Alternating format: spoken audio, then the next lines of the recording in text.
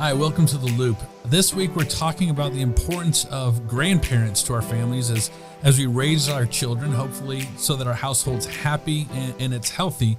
And today we're going to talk about how that next generation or that elder generation, the grandparents, the importance of staying in the game. Another way of saying that is, man, don't waste your life and make sure you are constantly engaging and investing in the next generation.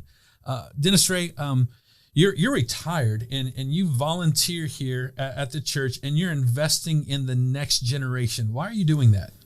Well, I'll tell you why. Because last fall I was following a guy on Twitter, Michael Catt, who was at Sherwood Church in Albany, Georgia, who did the Courageous films. Mm. And he made a statement. He said, whoever wants the next generation will get them. Mm-hmm. And I realized I can't find retirement in the Bible. Yeah. It just doesn't show up. Yeah. So I need to be in ministry, not just for my children and my family, but in ministry for other families and other children. Yep. It's crucial. Probably the saddest verse in all of the Old Testament says that there was an entire generation in Israel who did not know God or the great things that he had done. Right. And when I hear that, I just cringe. I think, man, what happened? Like, what happened to those parents or those grandparents who fell asleep at the wheel and said, we're not going to tell the great stories of the great things that our great God has done throughout our history? And as a result of that, an entire generation grew up and they didn't know anything about God or his good works. Well, Scripture speaks straight to it. In Psalm 78, 5 and 6, he said, so decreed statutes for Jacob, establishing the law of Israel, which he commanded our forefathers to teach their children. Yeah. So the next generation would know them, and even children yet to be born, and it in turn would tell their children. Yep. That's an admonition to grandparents. Yep. I mean, we have an obligation.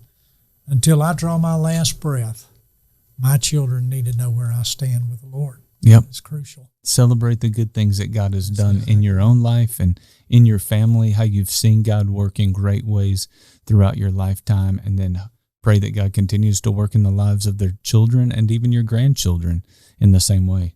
Exactly right. And I feel like, this is super important. As I raise children, I want them to look at 2 or 3 generations removed from them and see people finish well. And I think that's really, that verse is so important because it's like, man, invest in the next generation and the next generation and the next generation, because the best message my 16-year-old can hear and see is a 70-year-old that is being just as intentional and just as strategic and just as passionate about the relationship with Jesus Christ as we're asking him to be at 16 years old. That's exactly what it needs to be. It's just important that we share our experiences with them. I have shared with my children and my grandchildren some of the faults that I went through growing up, but also shared with them the great joys and victories that I went through too. Absolutely. I think those are important. You have to be real with them. That's good. Kids, and especially young kids, they see right through truth very quickly. Yep. It amazes me how they see it. Yep. A 9-year-old, a 10-year-old, they'll read you very quickly. They know whether you're locked in, making eye contact, whether you're really concerned about what they're saying or have to say. Yeah, it is. It's they're impressionable. And so when we can speak to them in a transparent and an honest way, but then also always point them back to the good things that God has done, man, we get to make the most of some of our final years of our life by making sure that this heritage and this legacy of living in a relationship with Jesus Christ continues in our families for many years to come.